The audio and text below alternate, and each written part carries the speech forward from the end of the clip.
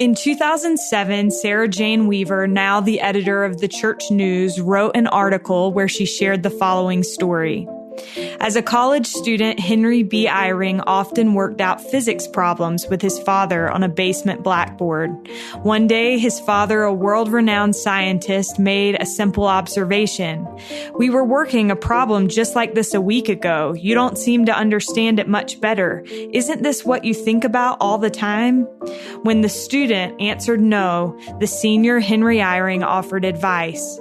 Find something, Hal, to do that you think about all the time, that you enjoy so much that when you don't have to think about it, that's what you think about. In 2014, I was going through what could only be described as a return missionary life crisis when I attended the introductory class for seminary teaching.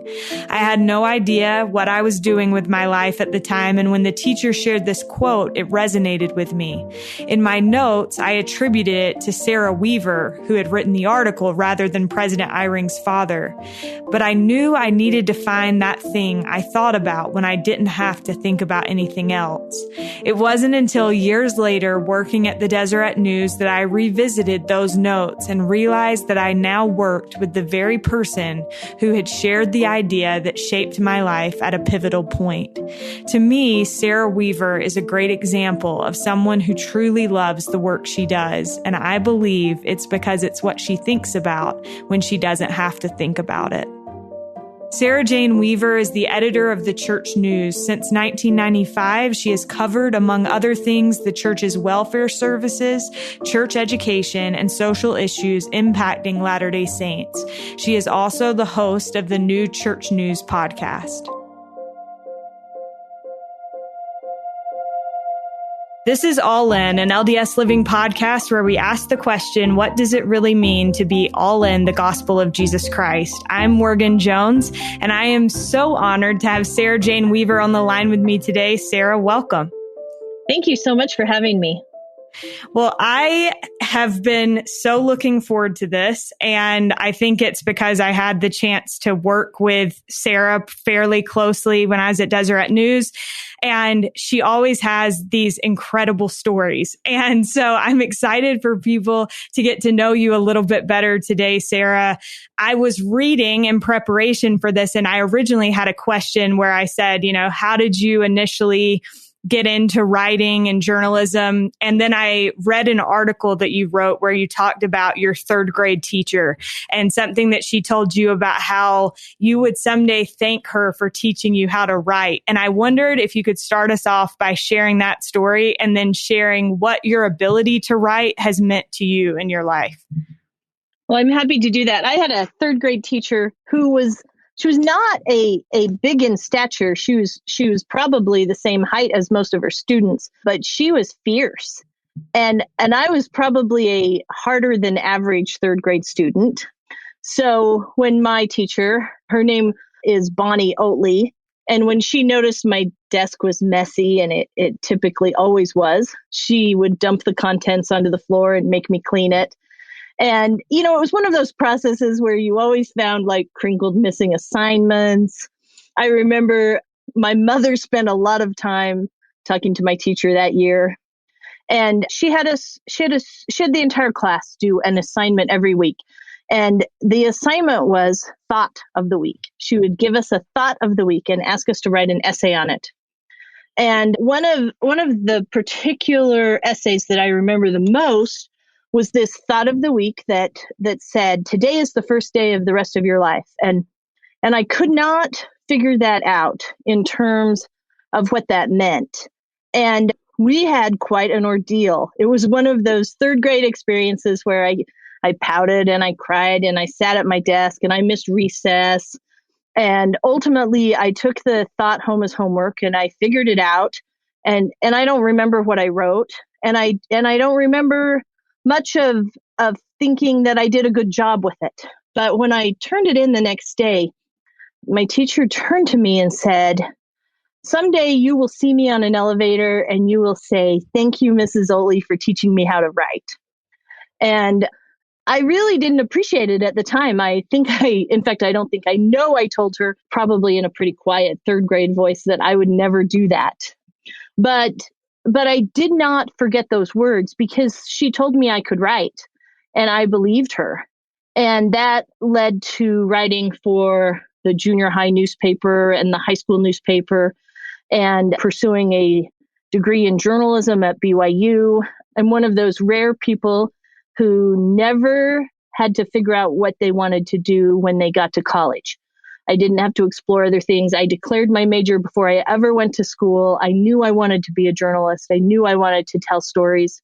When I was a child, my mother said that she loved it. I would come home with all the information about all of the neighbors. And then one day she realized that I was probably telling them all the information about our family, which was true. So anyway, that led me to a career at the Church News.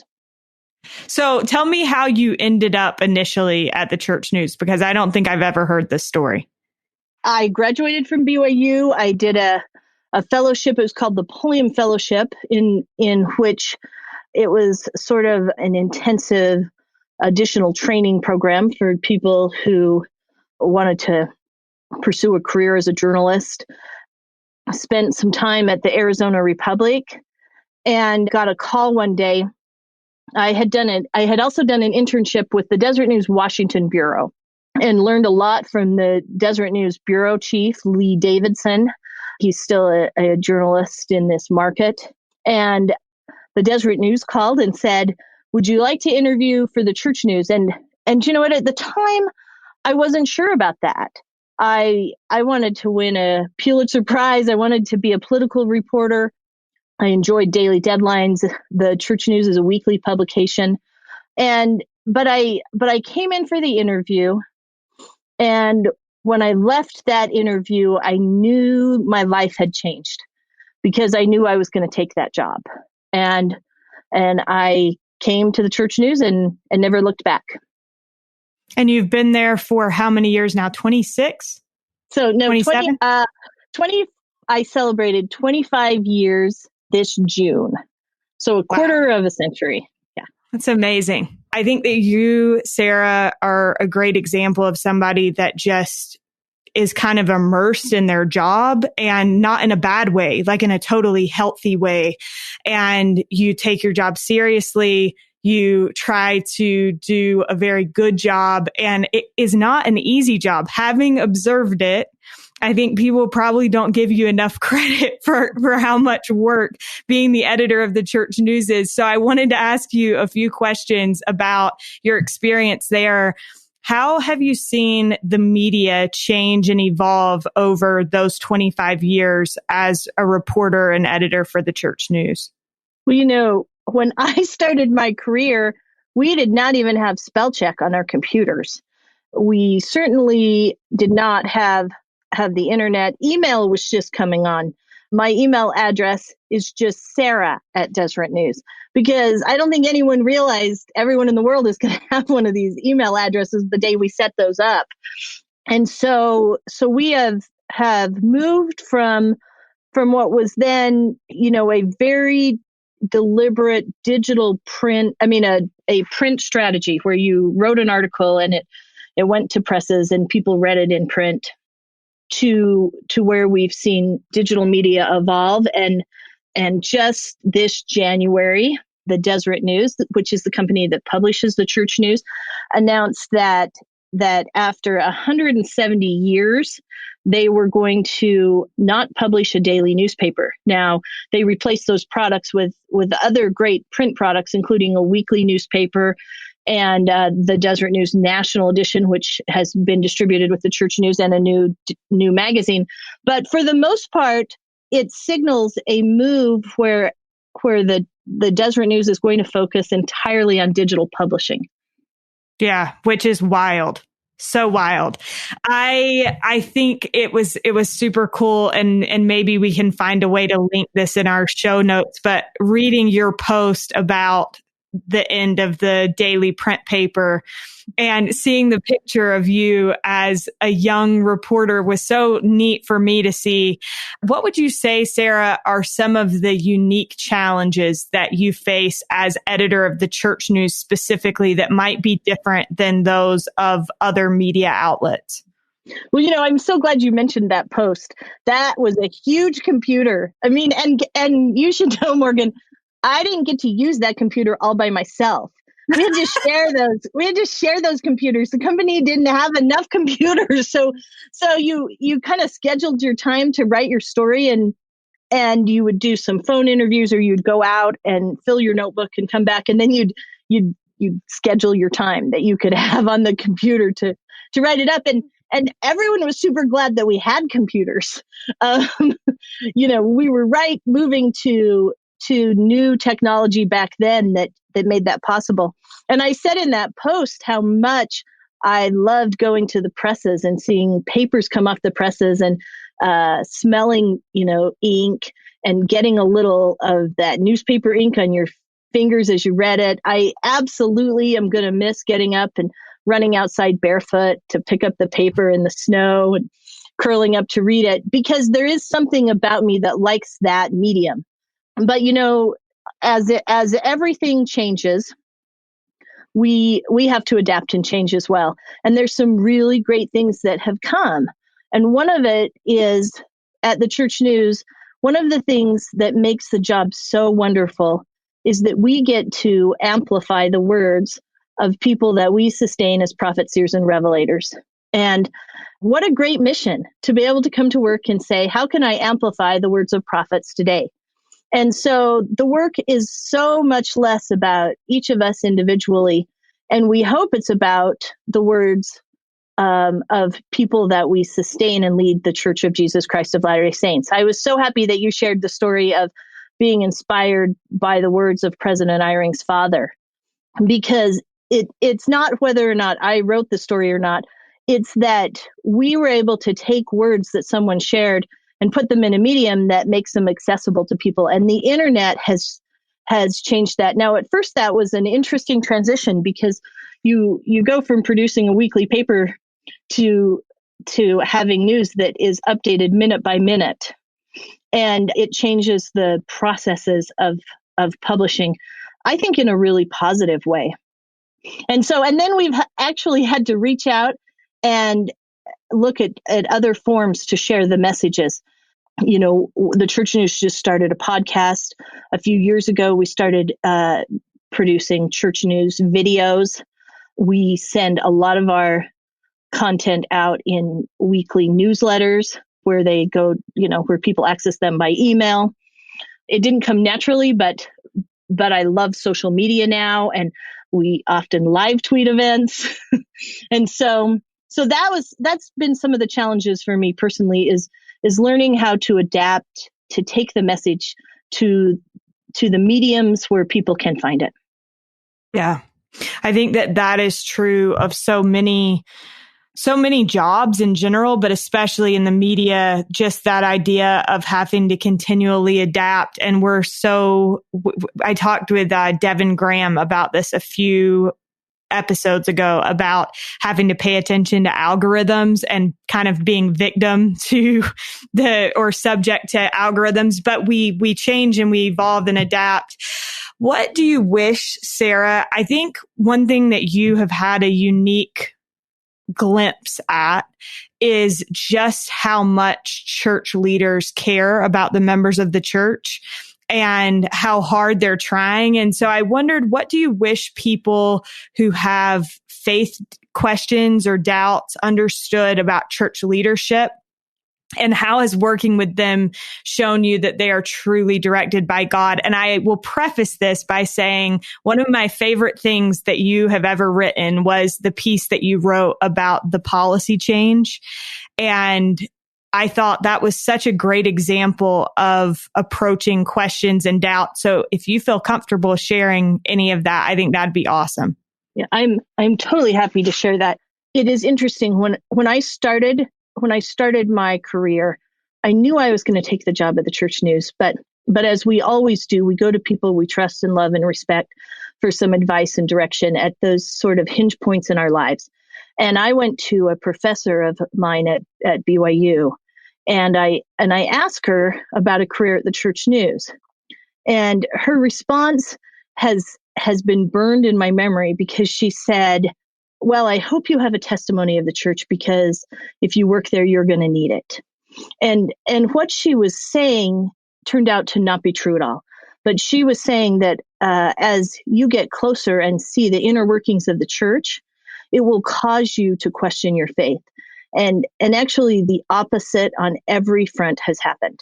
As I have seen and gotten to know the people, both the leaders of the church and the employees of the church and church members worldwide, and what they sacrifice and what they do for the Church of Jesus Christ, my testimony has been strengthened in really, really profound ways. Now, that doesn't mean that I personally haven't also had moments of question or pause.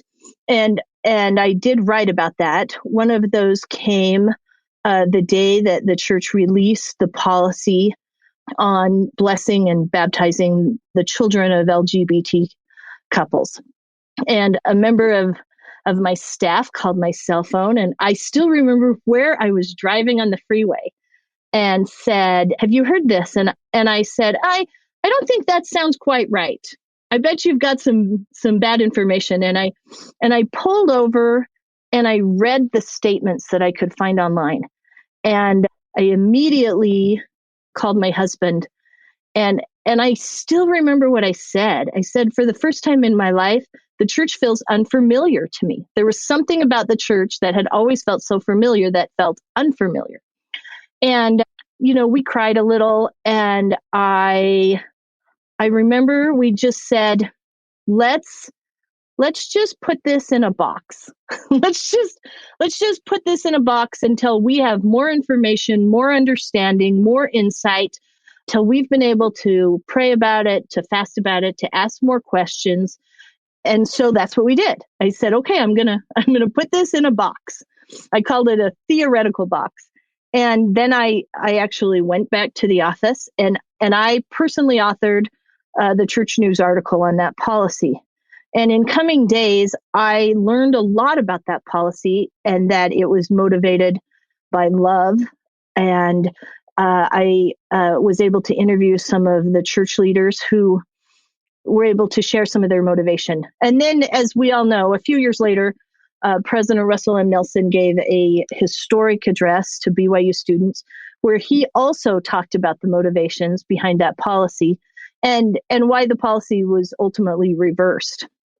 And he gave us such a profound guide to learn how to deal with things whenever we have challenging questions, And so that right there was what was so interesting for me, because we learned from President Nelson sort of how to deal with things. And he asked us to deal with things by studying things that we knew to be true.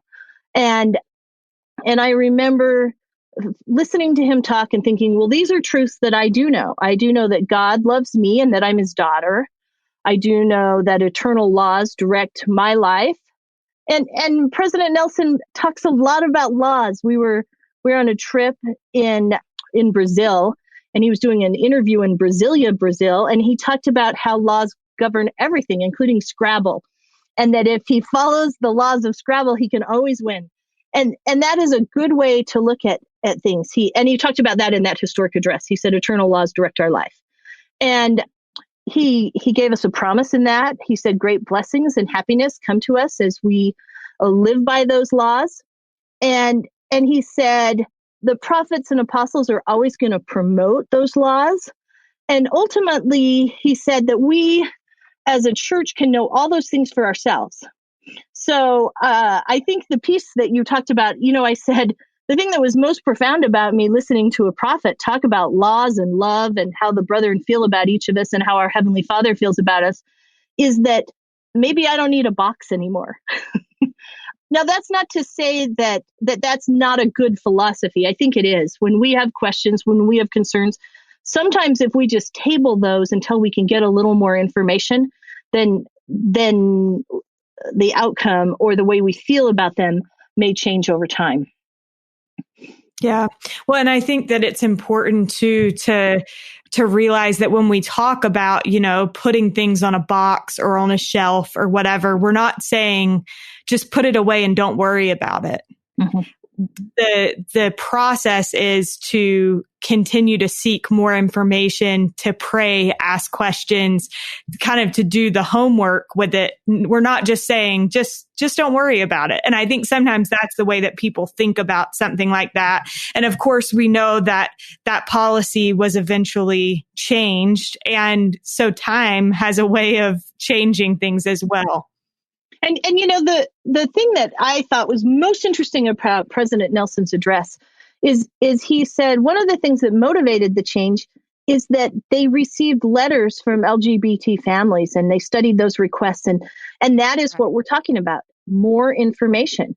And sometimes that can come from the scriptures, sometimes that can come from our current leaders, sometimes that can come through prayer and personal revelation. And often that comes from some conversations with other faithful friends and people that we trust. And yeah. And I think that it's important too to recognize like those sweet families. And that was actually one of my favorite parts of that talk too. But those sweet families who took the time to write and express their thoughts and things. I think that's so important to recognize that the brethren, the leaders of the church are also willing to receive feedback and then to take those things to the Lord. And I think sometimes we kind of frown upon offering any kind of feedback, but thank goodness that those families did. Yeah. And, you look at the makeup of the First Presidency and the Quorum of the 12, and frankly, almost every general authority 70. And these are people who come to church leadership after years of experience and years of unique preparation. The Lord prepares each of them in unique ways. And all of them have these very prestigious backgrounds in law, in education, in business, in whatever field that they come from. And yet when you talk to them, that is not what you hear. That is not what you think. You don't think, wow, this is a really prominent attorney. The thing that I take away always is that they are kind. It is amazing to me that the number one quality that I see in the leaders of our church is kindness. And that was illustrated to me so very early in my career. One of my first assignments outside of the Wasatch Front after I joined the Church News was to go to southern Utah to Cove Fort. And at the time, President Hinckley had been assigned to go there. It was the 1996 wagon train. We were celebrating the centennial of Utah statehood. And there was this 75 wagon procession that was going from Logan, Utah and ending at Cove Fort. And President Hinckley, he had come off of this huge trip. I mean, I can't remember all the details. I think he'd visited 16 or 17 countries on 2 continents. He dedicated the Hong Kong temple and he'd broken ground for a temple in Spain. And now he's at Cove Fort and it was a hot day. And when my editor, so I'm a brand new reporter. I have never been in the presence of a prophet before. And when my editor gave me the assignment, he said, go to Cove Fort, bring back a good story, stay out of President Hinckley's face. And, it was very clear, do your job, don't get in the way. And so I get down there, it's hot, the wagon train is delayed. And this cute missionary couple that lived at Cove Fort said, why don't you come in our house and have a drink? So I go in and I'm sitting on the couch and in comes President and Sister Hinckley. And Sister Hinckley sat by me on the couch and President Hinckley sat on a chair, right on the other side of me. And we're having some small talk. And then there's this moment where someone in the room says, hey, Sarah, while we're waiting, do you have any questions for President Hinckley? And you have to remember, I'm a journalist. I'm paid to ask questions. Like that is the job. I cover the church. This is the leader of the church. And and I couldn't think of any questions. Like my mind went blank. I didn't have any questions. I tried to think of one. I remember feeling a little dizzy. You know, that panic, your face turns red. Finally, I just said no. And President Hinckley looked at me with great empathy, because he knew that a good reporter would have a question for the president of the church. And he said, "Would you like to know about my family's history at Cove Fort?" And his family had like a great history at Cove Fort. Like Brigham Young had sent President Hinckley's grandfather, Ira Hinckley, down to build the fort. And it had been this stopping point for travelers between Salt Lake and central Utah. So he kind of answers his own question. And then the interview actually continues that way, with President Hinckley asking, and then I'd say, "Yes, I'd like to know about that," and then answering the questions. And, you think about that. This is a leader of then 16 million people, who would in just a few minutes after our interaction go out and speak to the largest crowd to have ever been gathered at Cove Fort. And yet in that moment, he cared not about the millions or the huge crowd of thousands gathered outside. He cared about one. And he could have responded a lot differently. He could have rolled his eyes and said, "Okay, just don't have any questions." But he did not do that. And I wish I could say I got a great story out of it, because he shared a lot of information, but my notebook, my hands were shaking. I mean, like, but I did get some things from that. And what I did get was this idea that the prophet cares about every member of the church individually. And that is something that I've observed again from President Monson, that I've observed again from President Nelson, and from so many other leaders of the church. I love that so much. And I think it's funny because it's amazing to me that so many times we walk away from those experiences with church leaders and they can share these amazing things, but perhaps most importantly is walking away with the way that they made us feel. And I think I don't know if I've told you this story, but when we a few years ago did the general authority list for Deseret News for the general authorities' birthdays, President Nelson, I had been asked to come and meet with one of the other members of the Quorum of the 12. And as I was getting on the elevator, I was standing there and President Nelson walks up to the elevator and he says, "Hello, how are you?" And I said, "I'm doing well. How are you doing?" And he said, "I'm doing well." And then we're just standing there awkwardly. And you know how slow that elevator is in the church administration building. So I'm just like, do I say something else? Do I just continue to stand here and wait? And I turn to him and I go, "You've got a birthday coming up this week."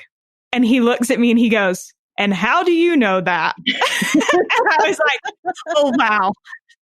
And so then I tried to explain really quickly. I was like, "We're doing these birthday lists and I was here meeting with Elder Cook and your assistant already sent me pictures. So I'm good there." And then we get on the elevator and as we're getting off, he says, "Good luck with your article." But it was like so sweet, He could have been totally weirded out by me acting like a creep that knew that it was his birthday. But Sarah, one thing that I think is so cool that you've had the opportunity to do is to travel around the world with leaders of the church. Like President Nelson, you were able to go on parts of the ministry tour prior to COVID.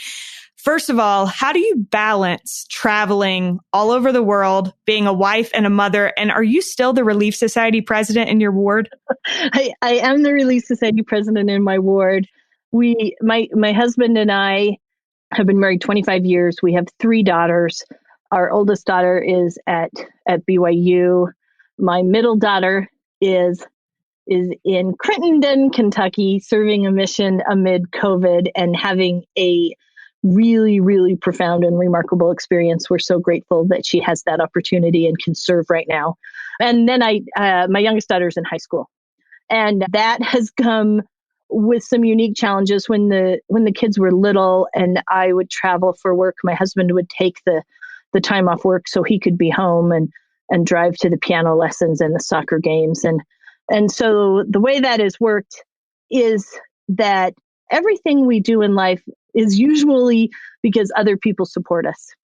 And I think that if anyone looks at my life or the people that know me, it is simply because I have an amazing husband who has been a really profound support to me, as well as great friends who helped when I was in a bind when the kids were little.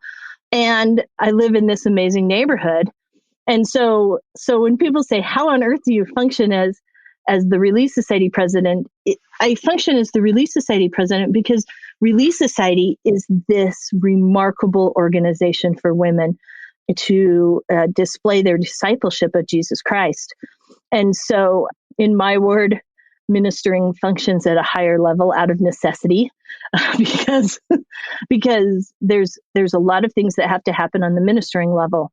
And it sort of makes me emotional to even think of what happens every day because women ask for and receive and act on personal revelation.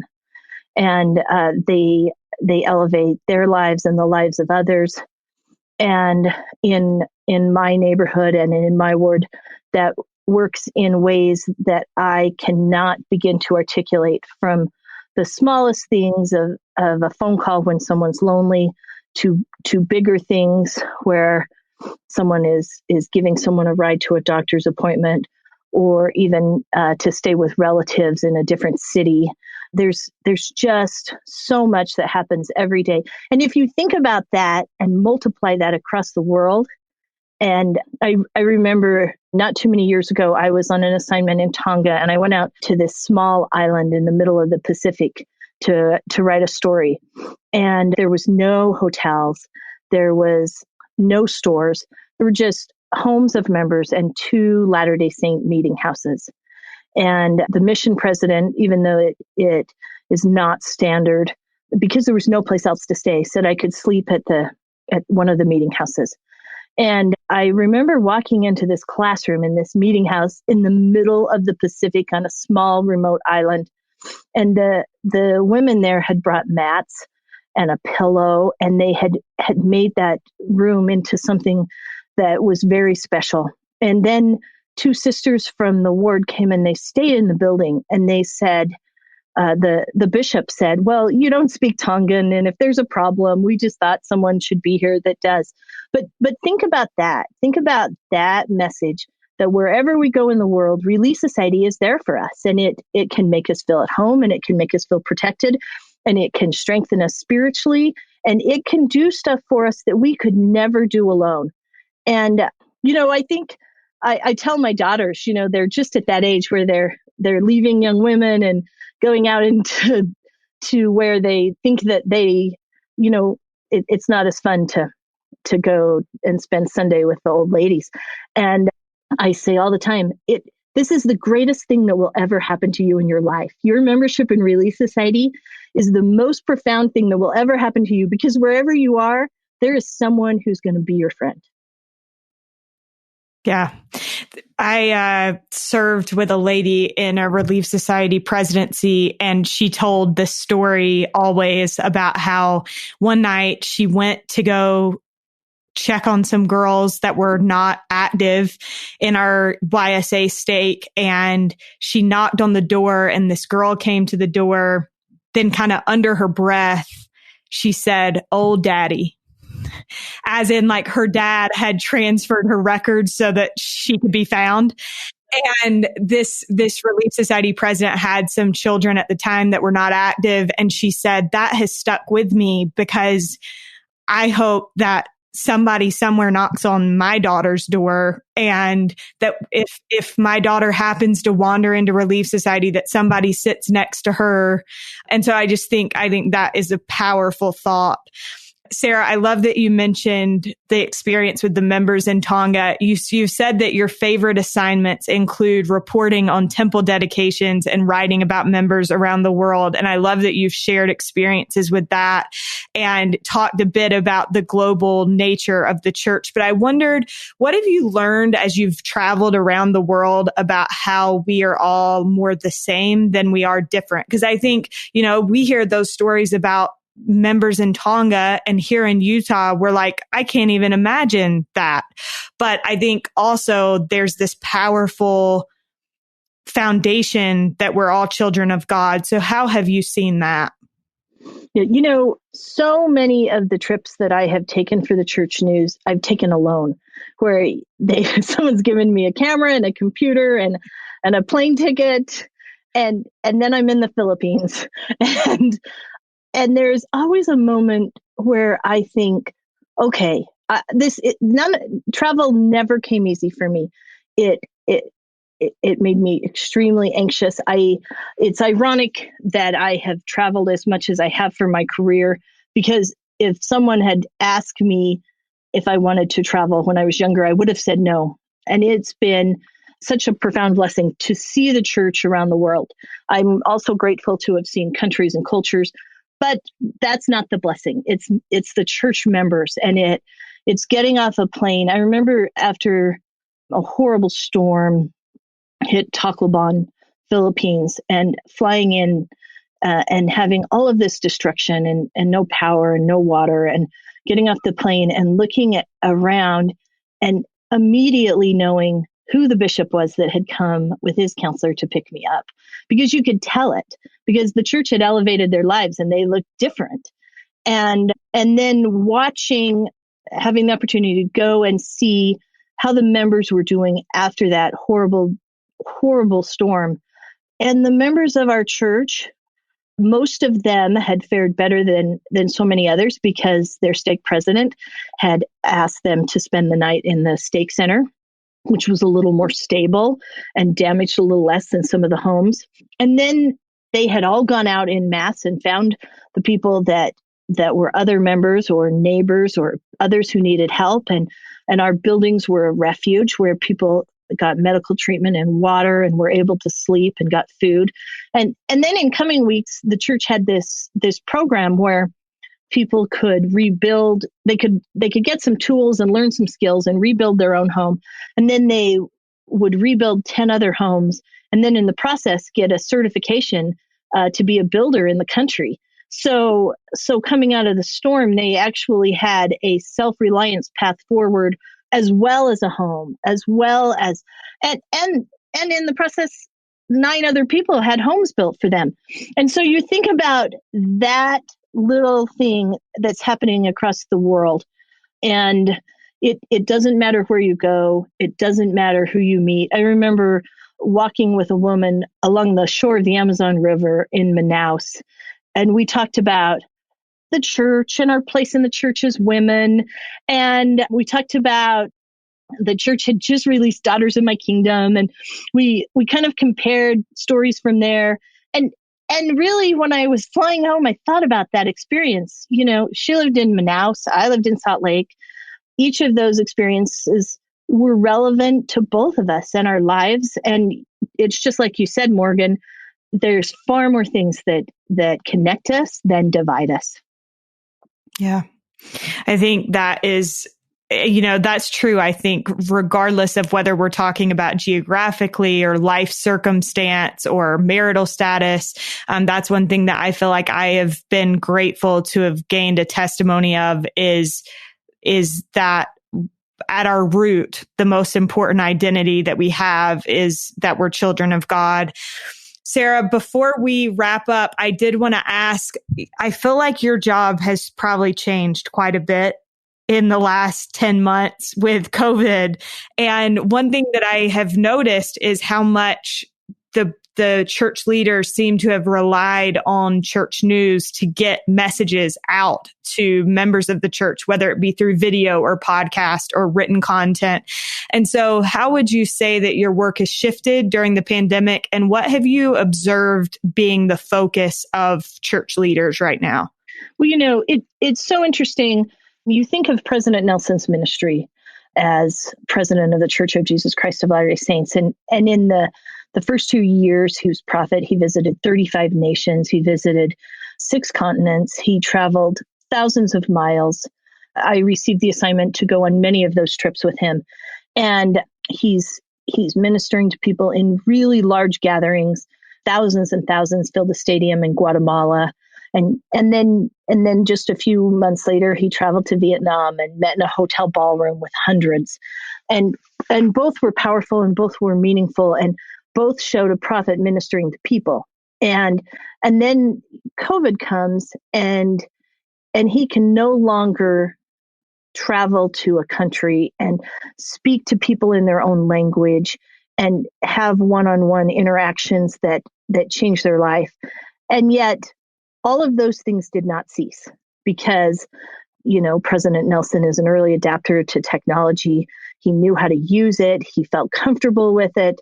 And the brethren just immediately, the work of the church did not stop. It just went forward. And they had messages to people. We did an interview with President M. Russell Ballard shortly after everything shut down from the pandemic. And he spoke with such peace and such confidence that we would overcome this pandemic and that we would move forward and that the path forward would be one that would, even though hard, would hopefully leave us better than we started it. And he spoke like a grandfather, but he spoke with confidence and peace. I've met with him a few times since, and he's talked about reorganizing stakes with video conferencing. The brethren have shifted and when they used to go down and speak at the Provo Missionary Training Center and they broadcast that to other missionary training centers, now they give a taped message and it's uploaded to the missionary portal and all the missionaries everywhere in the world get to hear that. And that has happened on so many other fronts. We are all a little more tuned in to devotionals. I think of that very first general conference where it's being broadcast from a small room at church headquarters instead of the huge conference center. And yet every single one of us felt the power of that. My father passed away just as the pandemic was amplifying. And my family wondered, what will we do? We can't hold a funeral. There wasn't even huge restrictions yet, but we didn't know we didn't know how mourning would look in a pandemic. And that Sunday was the first Sunday of home church. And so we had gathered together, just a few of my siblings and I, to plan and to figure out, to finalize the details of the funeral and all that has to happen when you lose a parent. And then we had a church service in my sister's home and we took the sacrament. And you think of the compensatory blessings that come during this time. Now I'm not saying that this has not been a horrible, isolating, troubling time for so many, both physically and economically and socially and many, many other things. I think all of us are desperate for connection. But something that has truly strengthened my testimony is that the leaders of the church know that and are helping us feel connected to the church, to its teachings. They're sending messages out, not only through the church news, but through their own channels, through social media. They're making videos. They're doing all they can, and they're succeeding at it. For sure. I could not agree more. Sarah, it has been such a treat to talk with you today. My last question for you is, what does it mean to you to be all in the gospel of Jesus Christ? Every aspect of my life is better and elevated and defined by my testimony of the Church of Jesus Christ of Latter-day Saints. It's been a great blessing for me to observe the church. I always say that I look at the church through the church news window.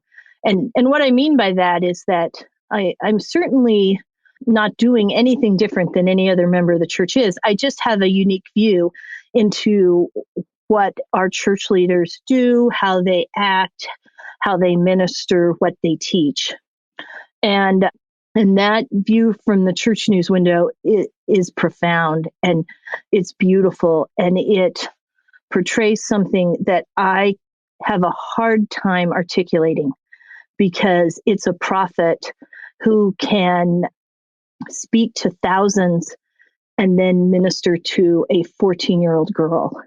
We were in Peru, and President Nelson, who had just spoken to the president of Peru. So he had met with the leader of that nation, was getting ready to address thousands in a stadium. And as he walked by, a young girl said to him, "What if my parents are not active in the church?" And he turned to her and he looked her in the eyes and he said, "You and I are just alike." And what he was saying is, we both have families that come from places where our parents are not active, or we don't have the support that others might have in the church. And then he made her a profound promise that I think about a lot.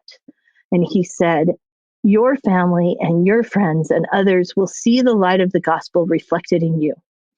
And that's what you do. That's how you move forward." And that, I don't know if I've always been successful, but my hope and prayer every morning when I get up is that somehow others will be able to see the light of the gospel, or the testimonies of those people who have given their life to testify of the Savior through me. And the Church of Jesus Christ has in every way blessed my life and so many lives across the world. Thank you, Sarah. I think, it's neat the way that you put that. And I was thinking about it in terms of like the tagline of the church news, a living record of the restoration. And that really every person's life is a part of that. Every person adding their testimony, whether it be that 14-year-old girl in Peru, or you as the editor of the church news, or those women in Tonga, like all of it adds up to be the living record of the restoration. And so I appreciate you sharing all of these great stories, and thank you so much for all that you do. Thank you for having me. We are so grateful to Sarah Weaver for joining us on this week's All In podcast. Be sure to check out the Church News podcast for more from Sarah. We are so grateful to you for spending time with us each week, and we're also thankful to our sound guy, Derek Campbell of Mix It 6 Studios, for always making us sound good.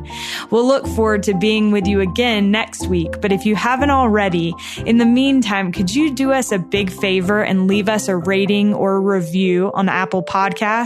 We would love you forever if you could, but we'll be here next Wednesday either way.